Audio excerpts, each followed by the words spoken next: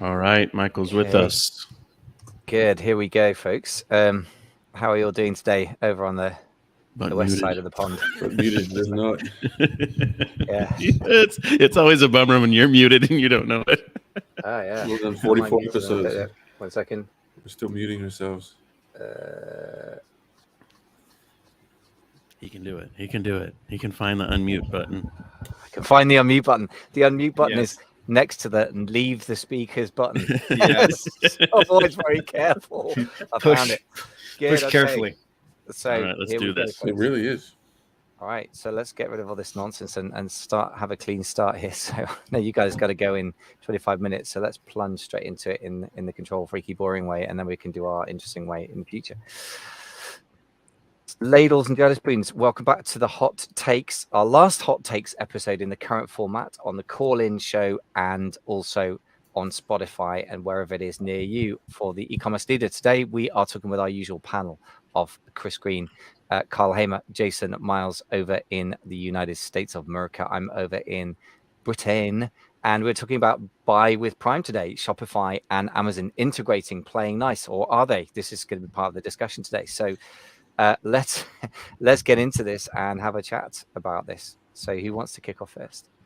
Yeah, I'll jump into it. I think it's great to set the table with a little bit of context, what this program is, and whether or not you should be excited or fearful. I think that'll be the big question. But essentially, Buy with Prime, in my opinion, is an extension of sort of the Amazon Pay concept. Where in the past on Shopify or any e-commerce platform, you could in fact use a little Amazon Pay checkout, use the Amazon checkout component, and it's all tied into Seller Central. So with this, it's interesting because now what they're going to do with this program, which is invite only, so it's still in beta, so it's invite only. But what you are able to do is actually get Prime benefits extended to your website, to your customers, meaning that you get all of the same shipping, free shipping components free to the client, right? It's free to the customer, not free to you. But you get that, you get the returns policy and all of the Prime benefits that Amazon takes and associates, and now transferred to your website, to your users. And you still own the data. It's still on your store. Now, a couple of caveats to that is this. There's 3 things that you need in order to be available or have the opportunity to have this program take place. One, you have to have a professional seller account for Amazon, right? You do need to be using FBA. You don't have to be selling on the platform, but you have to be using them for fulfillment, right? So there's that piece of it. So Amazon's going to be making their money on that. And then you have to have Amazon Pay set up on your store. So those are the 3 sort of components for it. So why would Amazon do this? I think is, in my opinion, it's they see the writing on the wall in terms of competition out there for just with Shopify, with these other distributed e-commerce. And I think as Shopify is trying to work hard to sort of bring some cohesion to all of their different units and all their different websites, I think that Amazon sort of sees that as a competitor to them. I think the other way that this makes sense for Amazon is it's an easy way to start talking about additional benefits to Prime without any cost really to them. Like they can now go to their Prime members and say, hey, now you have access to all these other really cool websites that want to use this, really you can go buy with if you didn't want to buy directly with Amazon. So if there's brand affinity, I think it's an easy extension, an easy sell to the Prime benefit or to the Prime members for Amazon as well. So the real question is, as a brand owner, are you really going to be interested in this? And what would be the benefit to you as a brand owner? So yeah, let's kick it around. Excellent. One other thought I've got is why Amazon might be doing this is I believe Amazon now has excess capacity, had far too little under lockdowns for a long time, and everyone in the Amazon seller community, if that's a thing, so people who primarily or only sell on Amazon were very fearful of getting their the IPI, the inventory performance index dinged and not being able to ship in products to Amazon. It was a bit of a nightmare for many of us, many Q4s in a row, but actually we're now in the opposite, which is almost unknown to us as Amazon sellers. So I think that may be another reason why they're doing this, is just to make use of the capacity they built and try and monetize it. But you're right, the primary question has got to be, should we be doing this if you're selling on your own website? So guys, Chris and Jason, what are your thoughts? I'll jump in. Yeah, I think it's an intriguing question. Why should you do this if you're a seller? Well, the number one thing that you're focused on as a seller is conversion rate when you have people on your site. And the question would be, does this help? And the conversion rate metrics. Um, I've seen statistics that say adding, Amazon, Pay, like just that level of it, uh, benefits your site something like 17 percentage points on your conversion metrics. So is it a useful thing in the mind of the customer to check out and to say, oh, this is, I understand what's happening here. This, I like Amazon Pay. And then on the back end, does it help you more elegantly fulfill? I guess, my question that I don't know is, Kyle, in terms of the integration with fulfillment on the fulfillment side for an order that pops into your Shopify dashboard, is it create an elegant path there? Is there any difference in how you currently, like you do this on Lita, you fulfill with a couple taps of on your phone from FBA through your Shopify, orders that come in? Is it mixed? Does it improve that experience or change anything in that regard? Yeah, that I'm not sure about. I do think it would probably as simple as creating a multi-channel fulfillment order, which is essentially what you would be doing with it. So I don't think there'd be any sort of change fundamentally with it. The other thing that does happen, which is really interesting for the brand owner or the website owner specifically, is that it adds the Prime badge to the products that you submit for the program. So now on your website, on the product page, it's Prime. It's just like you would on Amazon, see the Prime eligible badge. So that's interesting from a conversion rate standpoint. Yeah, no doubt. Yeah. I mean, one of the other things too that I think is a challenge, or has been a challenge for many website owners, and especially if they sell on both Amazon and their own website, is sort of getting those Prime customers to convert actually on their store, because there's no real incentive for the Prime customer to shop on your website. Like there's literally, I mean, you can engineer, there are some tactics, right? There's some VIP programs and there's some things that you can incentivize, but in many cases, it's not a strong enough incentive to sort of pull people away from Amazon to make that purchase if you're on both. I think this actually makes that potentially more easier to do, because now they get all the same benefits of Prime, plus any additional benefits that you want to layer on from like a VIP program or points program or any of that kind of stuff. So I think it's really interesting. Yeah. Yeah, that sounds very, very powerful to me. Chris, what are your thoughts on this? I think everyone here and everyone out there is sleeping on this program, because it's way better, in my opinion, of course, better, more influential, so many benefits, incredible amounts of pros to minimal, if any, amounts of cons. It's something that's been around. They used to call it Prime on your site. This is like probably at least 10 years ago. And it was like Kyle said, like a kind of integration of multi-channel fulfillment. I don't know if they treat multi-channel fulfillment orders the exact same as a retail order at Amazon. I'd have to believe they're at least a little second tier compared to an Amazon retail order for a Prime customer. But the thing that people need to remember about Prime, it's not about being loyal to Amazon or loving Prime. You can hate Amazon and hate Prime and love Prime benefits because you get your stuff fast. I got something on a Sunday that I ordered at 4:30 in the afternoon and said, if you order in the next 45 minutes, it'll be at your house before 7:30. Yeah, I'm buying it. I'm not going somewhere else. I'm not going to a website where I got to create an account and like make a login and pay shipping and it might ship tomorrow. Like that's what, to me, that's what Prime is all about. So being able to extend those benefits that the customer sees and understands and says, yeah, I want that. I know I can get it fast. It's gonna. I don't know. It's gonna have like the you order in the next 3 hours kind of thing on the website. I doubt that would be at the launch, but that could come in. I mean, that's going to incentivize conversions. It's going to give people a reason to buy on your site. Like you guys said, why would somebody buy on somebody else's site when I can just go to Amazon and get the same product, get it faster in one click? I'm just done.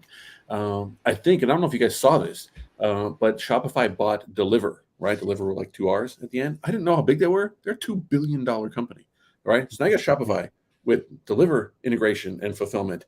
And Amazon's like, wait a minute. You can buy from Amazon retail, or you can go to the third-party website where they have Shopify, great checkout experience, Right. And now they got fulfillment integration. Wait a minute, no. We don't want two pies. We want to get a little piece of that, but we want to still be involved in third party plus buy with Prime instead of like it's either on Amazon as a Seller Central account or not. Yeah. So I think it's a smart move by Amazon to do that. And I think it's the risk I see is, well, before the risk, the other benefit that I think people are sleeping on is that we get the customer data, right? We don't get that as a seller. Currently, we get the customer data because that's the risk I want to bring up just to scare everybody is Amazon 2 years from now could change and be like, yeah, by the way, we're not going to give you customer data anymore. Possible. I really don't think that's their motive, but it's possible. You're going to play someone else's sandbox, so you got to play by the rules. It flows through the order structure in Shopify, so it's they have to check out through your site. They could check out as a guest, I suppose, and use it. Right. Well, right. I'm talking in the Shopify context, yeah. So, but I think those are interesting points. The deliver thing we need to sell for a whole different podcast because I think that's a really interesting topic in and of itself with a lot of nuance. I think I'll just make one comment about who is this best for? Then people might be listening to this who are retail arbitrageurs or who do different forms of Amazon selling, and they always poke around in Shopify as an idea. And I would just say that the Shopify sites that we've seen be most successful, and I think on Udemy and with our one-on-one consulting work and all of that, we've worked with close to 40,000 Shopify sellers now. The ones that we see be successful are a focused niche product strategy. And so you're not going to make a jack of all trades Shopify site and ever make any sense out of it. Where it's like a 5 and dime store. So the opportunity really for, this is as a logical extension of somebody who's got a brand, private label or otherwise, and they really have focused on who their ideal customer is. And they know how to get them to the site, and then they know how to convert them. And the conversion piece, I think, is the most juicy bit of this.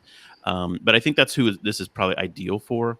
So, if you're a retail arbitrager or, doing garage sailing or something like that, online arbitrage, and using Amazon, this isn't the step for you until you get a focus. Now, if you're all in the garden category and all you do is source garden category items, then maybe you're talking, or, whatever it might be.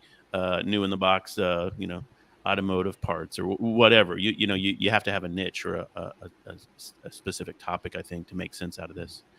Anyway, that's just my commentary in terms of who it might be right for. So. Just a quick commentary on the fears/risk side. I think it partly depends which market you're in and what perception you have of, the smaller websites fighting the giant Goliath that is Amazon. But one thing that's obvious to me is that Amazon's cannibalizing your sales anyway. So even if you have a certain residual fear or resentment against Amazon, I think if it makes it more possible to get a percentage of the sales on your website, I would do everything in favor of that. And to Chris's point, I think Prime is so powerful, so trusted, and we all generally have personal experience of it, and so do the consumers who come to our site, that I think it's definitely worth exploring. I mean, whether it's going to be a risk, I don't know. And I'm not a Shopify specialist or a D2C guy, but I can't help feeling that if we don't do this, then the clicks that go to our website are going to get wasted if the conversion rate isn't boosted enough. And most of them will find their way back onto Google and then onto Amazon anyway. So I think Amazon's going to be taking our sales one way or the other. I'd rather have Amazon take a piece of the pie at the back end of the process. And to your point, Jason, keep the customer data. For me, that's the number one frustration of selling on Amazon, and the de-risking factor of having your own list. So I don't see much downside, really. But we should talk about that specifically. Chris, it sounded like you were going to say some sort of downside thoughts that you had. What are your thoughts on that? Oh, that was just going to be the risk, right? The risk of Amazon changing the outline of the program, kind of thing. And like you just said, Mike, like you're worried about like people don't want to be too reliant on Amazon. Like they can be at the beginning of the transaction, the end. And I just don't want people to go out down the road of like, no, I need to be completely independent of Amazon. Like you can think that, I guess. I don't see Amazon as like this bully. I see Amazon as providing a ton of value to the customer through selection and speed and all of these other things that we, in my opinion, thankfully get to take advantage of.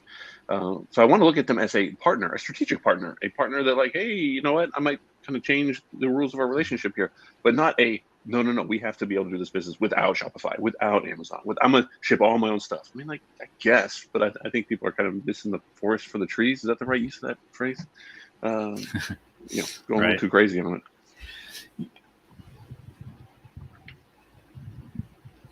Well, you can hate Amazon. I know people who hate Facebook, and I'm like, you can hate Facebook and there's run people Facebook that ads. definitely. There's definitely people that hate Amazon.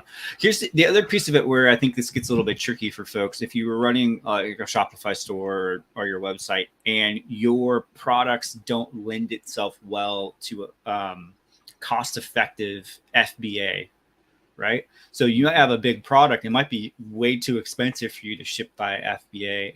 Then this program would be nice to have, but it might be difficult to sort of implement, right? Because you have to be using Amazon's fulfillment to actually take advantage of it. So I think there's a little bit of nuance there for certain folks, but I don't think the downside risk is that you get it started and Amazon gets rid of it. It's like, well, it was great while it lasted, and hopefully you did everything in your power to basically convert those Prime customers to your customers and build your list with it. I mean, that's literally on like Amazon's page talking about this program. Their selling point for this literally is turn Prime members into your customers.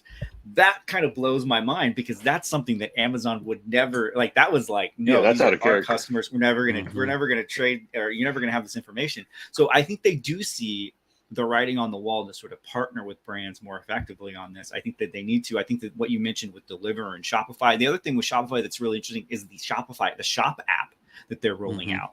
Yeah. That's one way that they are bringing together all of these different websites in their ecosystem into an easy to find format on a mobile phone. And I think it's being, I don't think enough people are paying attention to it, because what I'm seeing in analytics in the customers and clients that we have with Shopify is it's driving returning customers and it driving a large portion of referral and high converting customers. So if you're not implementing that on your Shopify store, you need to be using the Shop app that's from Shopify. But I think those two things, you have Deliver, fulfillment, because Shopify was trying to get into their own fulfillment for a while, right? They rolled out Shopify fulfillment and it kind of was a bit of a disaster. It didn't really work as well as they wanted it to. So I think Deliver was sort of their ability to say, hey, let's shortcut this process and buy, something that we can incorporate. And they're starting to bring these different tool sets together, I think, to get more exposure to everyone in their ecosystem, which is direct competition to Amazon. So Amazon's play. And I would say this is an extension from Amazon's perspective on this. This is a deeper extension of what they're doing. Like, for example, we've talked about before on this show, the brand referral bonus, where Amazon would pay or pay back a percentage up to like 10% of the 15% referral fee that they charge on every sale to brands that are sending external traffic in and buying your products on Amazon. So I think we're just seeing the sort of the uptick in the war, if you would, that's starting to cook between these places. I think you look at sort of the Shopify, the Amazon, and the Walmart all sort of battling it out in the e-commerce space. I think ultimately it's going to bode well for the actual brand owners and multi-channel sellers. I think it's important for every Shopify seller to ask themselves, what advantage does this bring to you? And one of the advantages could be speed. Yeah. And, the reality is, if how can you not compete with Amazon? And one of the ways you can not compete with Amazon is you literally just can't get orders out the door as fast as they can. And, Chris, to your point earlier, I mean, ordering something on a Sunday and getting it, in an hour or two or whatever, the back end operation of most Shopify sites look like somebody sitting there printing out the orders, stuffing stuff in the box, taking it waiting for the postal guy to come, or taking it to the post office before, 4:30 or 5 o'clock every afternoon. And the best you can do is, maybe get out the door same day you get the order, but much more frequently it's a day or 2 or 3. And one of the value propositions originally to Shopify